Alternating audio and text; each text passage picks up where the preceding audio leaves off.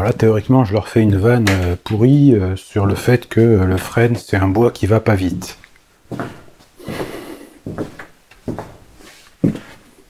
On aurait pu faire mieux. On aurait pu parler du frêne des marais. Le frêne des marais. Le qui freine. Non. Bon. C'est des vannes en bois, quoi.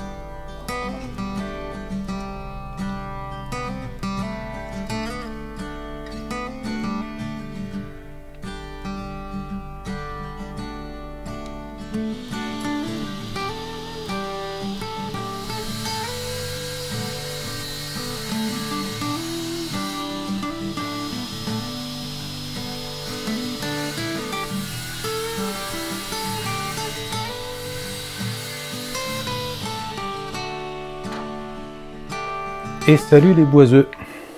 Et puis les boiseuses, il n'y a pas de raison, surtout que je suis célibataire en ce moment. Commentaire 06, tout ça. Je vais encore me faire pourrir parce que je fais des trucs sexistes, je sais pas quoi. J'y peux rien si je préfère les femmes, moi. Alors dans la dernière vidéo, on avait parlé un petit peu de conception. On dirait que j'ai fait la fête toute la nuit, ça va mieux là. Donc dans la dernière vidéo, on avait parlé un petit peu de conception.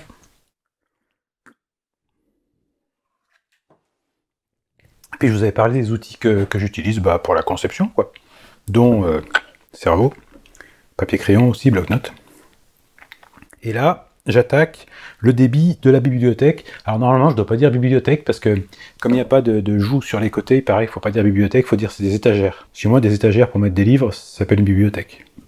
Donc, je vais débiter plusieurs éléments. Dans le projet, en fait, la façon dont ça va être conçu, ça va être deux échelles sur les côtés qui vont former les montants, et dans lesquels vont venir s'insérer les étagères. Je vous mets quelques images pour que vous ayez une idée du projet fini. Alors j'ai fait ma modélisation avec Fusion parce que je voulais faire des rendus un peu sympas et que Fusion, tout est intégré dedans, il me fait des rendus qui me conviennent et voilà, comme ça j'ai pas besoin de me prendre la tête avec des outils tiers. Surtout je voulais un rendu entier. On a dit on arrêtait les genoux pourris. J'ai commencé à faire mon pré-débit, hein, vous avez vu dans les images, c'est-à-dire que je suis allé là où je stocke le bois, et puis j'ai juste tronçonné certains éléments de plateau dont je vais avoir besoin, et je vais vous dire un petit peu comment j'envisage la chose. Il va y avoir seulement trois éléments en fait. Il va y avoir les plateaux d'étagères, voilà, il y en a 5. Il va y avoir les montants des échelles, et puis les barreaux des échelles. Voilà comment ça va se faire. Et après, vous allez voir qu'il y a pas mal de difficultés techniques auxquelles on risque de se heurter, qu'il va falloir anticiper. Et en plus de ça, il va falloir quand même qu'on choisisse, vu que c'est du frêne et qu'il y a des morceaux qui sont un peu marqués, les morceaux qui nous plaisent, les morceaux qui sont éventuellement marqués si on veut les voir, selon où on va vouloir les mettre. Par exemple, dans ce plateau-là, je vais tailler les montants. Donc il fait un peu plus de 2 mètres. Oui, je suis court sur patte moi. Il fait un peu plus de 2 mètres. Les montants, eux, vont faire 2 mètres. Théoriquement, de ce que j'ai prévu, c'est 2 mètres. Comme c'est bas de plafond chez moi, comme moi, ça rentre pas. Si je fais plus, je veux dire. Voilà. Donc là-dedans, je vais tailler les montants. Comme on peut le voir, le milieu du plateau est très marqué. Et puis sur les bords, on va avoir quelque chose de plus clair. Alors faites pas attention à ce qui est un peu jaune là, c'est parce qu'il a pris le soleil. Là, on voit bien que voilà, c'est la couleur naturelle du bois. Donc celui-ci a pris le soleil, ceux-là beaucoup moins, pourtant c'est tout le même bois. Je vais me servir de cette partie-là dans laquelle je vais tailler mes 2 premiers montants, puisqu'ils font largeur, épaisseur finie, 45 par 45. Et ils vont être presque ronds au final, mais on va voir ça après. Et puis dans cette partie-là, je pense que je vais en tailler 2 autres. Et il faudra que je sois suffisamment prévoyant pour faire en sorte que ceux dans lesquels je taille du bois, enfin les morceaux clairs, je pense que je vais les mettre derrière, et les morceaux foncés, je vais les mettre devant, parce qu'en fait, les étagères sur la tranche vont être claires, donc j'aime autant que ça contraste vraiment. Il y aura des motifs un petit peu plus sombres sur les étagères, mais ils ne seront visibles que dessus. Donc quand on va voir la tranche des étagères, on va avoir 5 barres claires qui vont contraster normalement avec 2 montants relativement foncés, même si tout ça c'est le même bois. C'est pour ça que j'aime bien le frêne, c'est parce qu'il y a plein de motifs et puis c'est intéressant. Ensuite, si vous regardez par là, donc, hein, sachant que c'est quand même les mêmes plateaux, ça provient des mêmes plateaux, là j'ai quasiment pas de veines, hein, enfin j'ai pas de motif foncé du tout, et là j'ai des motifs assez foncés, sachant que mes étagères font 36 d'épaisseur, de largeur, pardon. On va voir l'épaisseur après. Mes étagères font 36, ça veut dire que j'aurai sûrement besoin de plus qu'un plateau à chaque fois.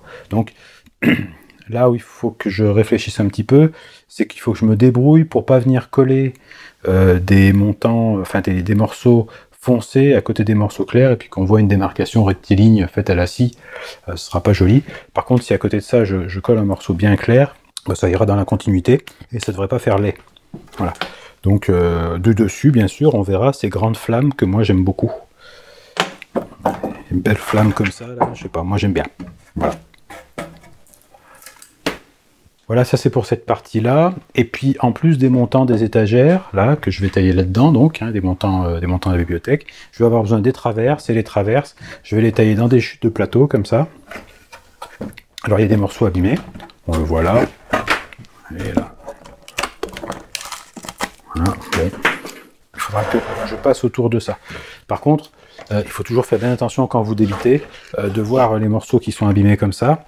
Et puis l'autre point qui est important, c'est les fentes comme ça. En général, en bout de plateau, on en a. Donc là, on est au bout du plateau. C'est simple, hein, les fentes, elles se font parce que le bois sèche plus vite au bout du plateau qu'au milieu du plateau, puisque les bouts sont exposés à l'air. Alors même si on y met dedans parfois des barres métalliques pour les rétreindre, et puis que voire même on met de la peinture ou de la cire au bout pour que ça sèche moins vite au bout, et ben on a quand même des problèmes. Notamment avec le frêne qui est un bois qui fend énormément. Si vous achetez du frêne en scierie, très souvent les plateaux sont fendus dans toute la longueur. Donc il faut faire attention à ça, parce que si vous regardez bien ici, vous voyez, j'ai une fente qui démarre ici, mais en fait elle fait une espèce de zigouigoui, puis elle vient là. Donc quand vous faites votre débit, si vous anticipez pas ça, bah, vous allez vous retrouver avec une pièce à jeter. Et après obligé de redébiter, re-raboter, etc. La conclusion de ça, c'est qu'il faut bien regarder où sont les fentes, et il faut les anticiper. Je vais avoir besoin de 4 montants, 10 traverses, hein, parce que j'ai 5 étagères, une de chaque côté. Et puis pour les étagères, 5 étagères, et il faut que je me débrouille avec tout ça, pour que ça fasse mes 5 étagères, sachant que si vraiment j'en ai pas assez, je m'en reste, hein, bien sûr, et j'irai recouper ce qui me manque. Voilà. Voilà pour ces petites subtilités-là. Maintenant, si vous voulez bien, on va se pencher sur 2-3 détails de la conception qui sont intéressants. Donc, comme j'ai dit, ça va se constituer donc de 2 échelles, comme ça. Alors, je ne représente pas tout, hein. Et d'ailleurs, là, je me suis déjà trompé. Et ici, il va se passer un truc un peu bizarre sur lequel je vais vous faire un zoom. Voilà. Donc, je vous fais un zoom sur cette partie-là.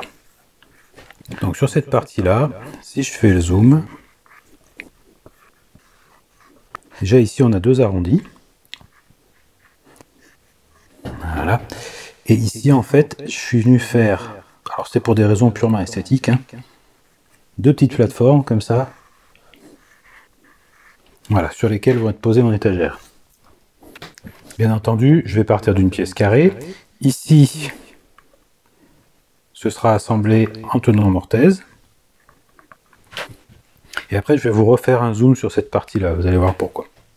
Mais déjà, là, on peut quand même s'attendre à avoir quelques problèmes, parce que je vais poser un gabarit là-dessus pour faire cette forme, donc un gabarit qui aura exactement cette forme-là. Hein. Ici, dessous, je vais sûrement avoir des vis qui traversent pour venir tenir l'étagère qui sera posée dessus. Donc là, je vais avoir des percements, des perçages. Je vais percer, quoi. Quand je vais passer avec mon gabarit et que je vais venir avec ma fraise, si on regarde là, en rouge, je vous fais la fibre du bois.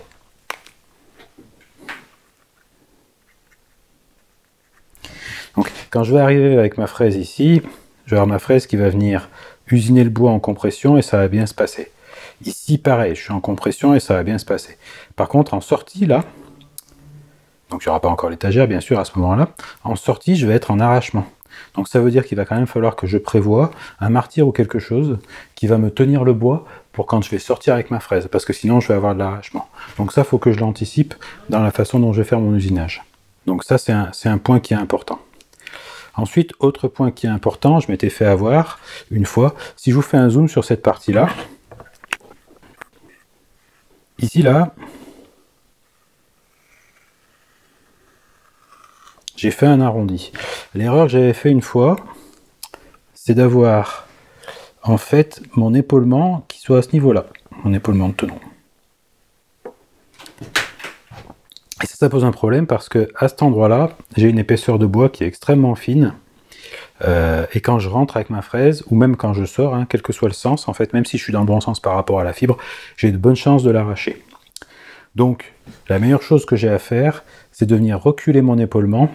Alors, sachant que cet arc de cercle-là, hein, ça c'est une cote de 15 mm, donc de rayon. Hein. Donc ici j'ai un 15 mm, donc ça veut dire que en gros ici il faut que je recule mon épaulement à peu près de 7,5 mm, comme ça je suis pile à moitié. Ça me fait arriver sur une coupe qui est plutôt sur les 45 degrés ici, donc ça c'est assez pratique, et surtout ça me permet d'être en équilibre par rapport aux fibres de ce bois là qui sont dans ce sens là, et celles de ce bois là qui sont dans ce sens là. Hein. Si je vous représente les fibres là, donc je vais enlever l'ancien épaulement qui est là. Et si je viens représenter les fibres, ici les fibres sont comme ça, et là elles sont comme ça. Et donc quand j'arrive ici, ça me permet ici à l'intersection de couper ces fibres-là à 45 et celle-ci aussi à 45 degrés. Donc c'est quand même, on va dire, le meilleur compromis. C'est pour ça qu'il ne faut pas oublier d'avancer mon épaulement. Alors ça fait bien entendu que sur mon montant, il va falloir que je consomme une certaine quantité de matière hein, sur l'épaisseur. Donc ça veut dire que sur toute la longueur de mon montant, sauf à ces endroits-là, je vais être obligé de creuser le bois. Voilà, ça aussi, il faut que j'y pense à l'avance. Donc la réalisation, quand on la regarde, dans le design, elle fait simple à l'œil, mais en réalité, la réalisation est pas simple. Il faut penser à pas mal de choses. Donc tous ces petits détails-là, il faut bien les anticiper. Donc ça, c'est important de l'avoir en tête. C'est aussi pour ça que je voulais faire cette vidéo, parce que ça, c'est des choses dont on parle jamais nulle part. Hein. On vulgarise pas ce genre de choses. Moi, je pense que c'est important. Alors après, certains d'entre vous pourront trouver que la vidéo, elle est superflue et que chacun fait ce qu'il veut. Voilà, moi, j'ai pas de problème avec ça. Dernier point quand même. Donc, pour arrondir hein, les montants font 45 de section, 45 par 45. Donc j'ai acheté une fraise, voilà, donc avec un rayon de 19 mm, donc pour faire les arrondis. Donc ça fait quand même pas mal de matière à enlever, il faut déjà une défonceuse relativement puissante avec ce genre de fraise. Comme j'ai la chance d'habiter dans une maison dans laquelle rien n'est droit, j'ai acheté des pieds comme ça, réglables en hauteur. Donc je viendrai percer le bas des pieds hein, pour rentrer ça. Donc il faudra que je fasse un trou qui fasse la longueur de la vis complète, et de façon à ce que le pied vienne affleurer en bas. Ça me donnera une latitude de réglage. Voilà, donc j'ai acheté des pieds comme ça, c'est pas très cher, j'en ai acheté une dizaine, j'en ai besoin de 4. Bon, mais il m'en restera 6, pour si jamais je fais 2 meubles à 3 pieds et puis qui c'était bancal. C'est jamais. Normalement, il y en a qui vont me mettre dans les commentaires que les meubles à 3 pieds peuvent pas être bancals. N'oubliez pas de le mettre celui-là de commentaire. Hein. Voilà, donc ça c'est pour la partie quincaillerie, il n'y a pas vraiment de quincaillerie hein, sur cette partie-là. Et dernier point, je vais moquer la dernière fois parce que j'ai parlé de contreventement pour un meuble. Encore une fois, le contreventement, c'est le fait d'éviter que le meuble il parte comme ça ou comme ça. Alors c'est vrai que c'est plus un terme de charpente. Alors si vous avez un terme équivalent pour la menuiserie, je prends. Donc dernier point là-dessus, j'ai pas prévu hein, dans la structure du meuble de contreventement. Je vais voir ce qu'il en est quand j'aurai terminé ce meuble-là. Et si jamais j'ai des problèmes, j'ai une idée de contreventement en fait par câble tendu à l'arrière du meuble, comme ça reste discret. Et malgré tout, ça fait le job. Mais ça, on en parlera plus tard. Voilà. Après, dans les difficultés techniques qu'il y aura aussi dans la réalisation, je suis en train de penser, il y a un dernier point. Vous avez peut-être vu que sur les étagères, hein, sur les plateaux d'étagères, je vais faire un chanfrein à, je crois que c'est 60 degrés, j'ai prévu, donc vraiment très marqué comme ça. Donc ça, il va falloir le faire. Et en plus de ça, elles ont des genres d'encoches, les étagères, ça aussi vous le voyez sur les images. Et ces encoches, il va falloir aussi que je les chanfreine. Ce qui risque de pas être forcément simple pour les encoches, parce que je pensais faire les chanfreins à la toupie. Donc déjà, sur la partie courte de l'étagère, il va falloir que je passe l'étagère en verticale, ça va être un petit peu compliqué. Ça va être encore plus complexe de les faire sur le petit bitonio. Donc je sais pas encore comment je vais faire, je vais voir. Peut-être que je les ferai tout simplement à la main. Donc ça c'est pareil, on verra après. Voilà, je crois que là cette fois j'ai tout dit. Donc je vais attaquer mon débit.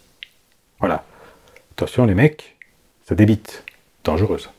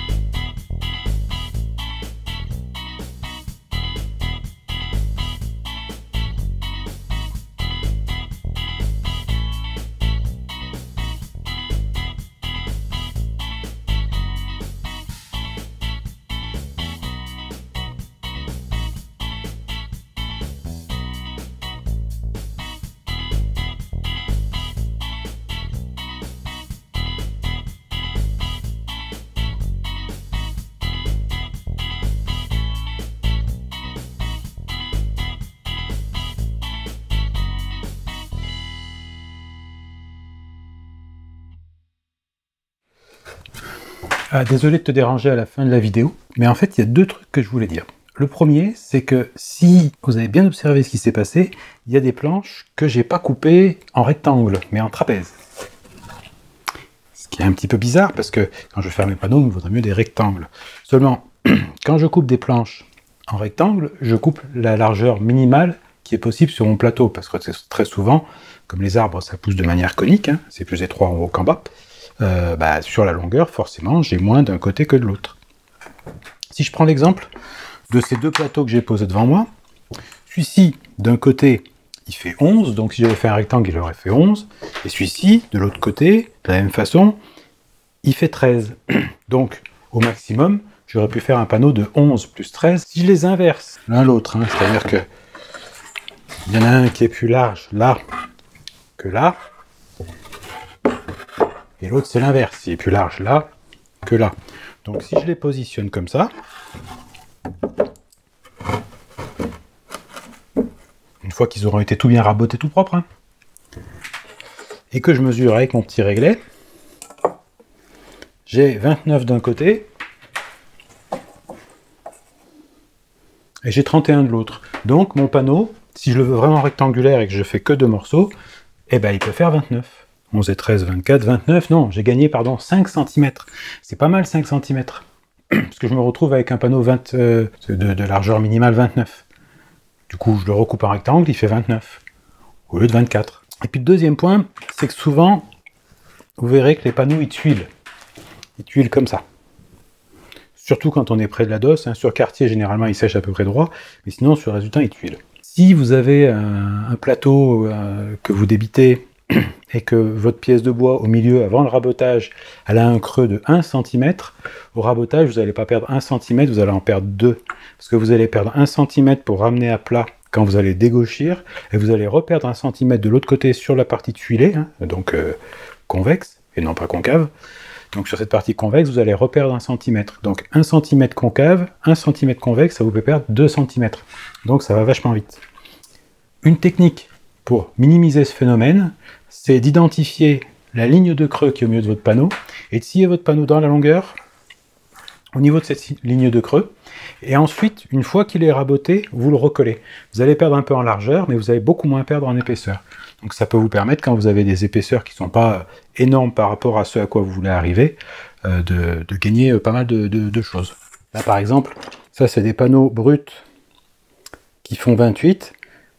Si je veux aller à 25, il y a très peu de chances que j'y arrive parce que il y a très peu de chances pour que j'ai que 1 mm de creux au milieu. 1 mm, 1 mm et demi, c'est assez peu probable. Donc du coup, bah, les refendre sur la largeur, ça peut être intéressant. Alors pas forcément pour ceux du dessus, puisque ça c'est des pièces qui sont pas très larges et qui n'ont pas beaucoup de creux. Mais si je vais chercher des pièces un peu plus creuses, un peu plus larges, voilà, par exemple, je sais pas moi celle-ci, je sais pas, on va combien elle a de creux celle-là. C'est beaucoup de creux. Non, ça va. Non, pas beaucoup de creux celle-là. Je crois que j'en avais des bien creusés. Voilà, là par exemple, si je fais la mesure, pour le coup je vous demande de me croire sur parole, parce que j'ai la flemme de mettre la deuxième caméra. Donc là si je fais la mesure, j'ai pratiquement 5 mm de creux, donc il faut que je m'attende à perdre 1 cm d'épaisseur sur un panneau qui fait 33. Donc je vais être limite. Pour arriver à 25, j'ai 8 mm, ça va vraiment être, si j'y arrive, ce sera magnifique. Tandis que si je fais, si je suis la ligne de creux, alors généralement, la ligne de creux, elle suit les motifs du bois, comme ça. C'est assez pratique de le savoir. Donc ça peut paraître bizarre au moment de le faire, mais si je recoupe ma pièce en deux, je me retrouve avec des creux qui sont finalement très faibles, puisque là, j'ai plus qu'1 mm de creux, au final. Parce que c'est vraiment au milieu qu'elle a le plus creusé. Ça creuse même pas en arc de cercle, en fait, ça creuse quasiment en triangle comme ça. En tout cas, pour le frêne, ça fait cet effet-là. Donc, du coup, si je la recoupe au milieu, eh ben, je suis largement bon en épaisseur. Donc ça, c'est à savoir que sur un panneau comme ça, vous faites un trait de scie au milieu, vous le coupez en deux, vous le marquez avant de le faire pour savoir qui est qui, bien sûr, et ensuite seulement, vous venez recomposer votre panneau. Ça a un autre avantage que je vous ai pas dit, encore, je vais vous le dire, j'arrive. C'est un autre avantage, c'est que ça vous stabilise vos panneaux. C'est que c'est le phénomène un peu du lamellé-collé. Plus vous mettez de lamelles les unes contre les autres, et plus vous libérez les tensions du bois, et donc plus vous stabilisez votre panneau. Voilà. Donc là, j'ai fait mon pré-débit, mais avant rabotage, je vais peut-être je vais mesurer mes creux les plus faibles, de manière à économiser encore du bois. Voilà. C'est à peu près tout ce que j'avais à dire sur cette vidéo-là. La semaine prochaine, on attaquera vraiment dans les parties importantes, intéressantes du projet. Je vais faire le tenonnage. On va essayer de voir à fabriquer les gabarits. Et puis bah, ce sera déjà pas mal. Et puis vous verrez qu'on aura sûrement des problèmes sur 2 ou 3 trucs dont j'ai parlé au début de cette vidéo. Voilà. Donc maintenant, si vous voulez bien, bah, vous pouvez vous barrer de mon atelier. Parce que ça reste quand même mon atelier. Alors bon, voilà quoi, c'est fini. On s'en va.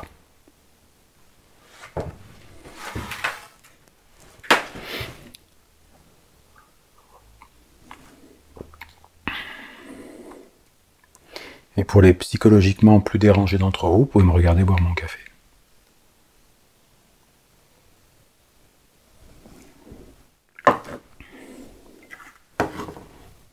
Je la ramènerai dans la cuisine la semaine prochaine. Les tasses, elles passent une semaine dans l'atelier à peu près, sinon c'est pas intéressant.